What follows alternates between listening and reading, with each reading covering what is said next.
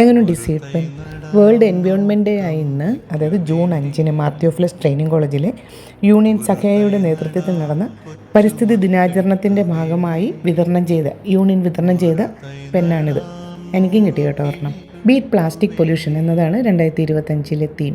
മാത്രമല്ല safe trees safe ടുമാറോയെ ഓർമ്മിപ്പിച്ചുകൊണ്ട് seed വിതരണവും ചെയ്തു. ഇന്ന് മിക്കവാറും എല്ലാവരും ഗ്രീൻ കളർ ഡ്രസ്സൊക്കെ ഇട്ടാണ് വന്നത്.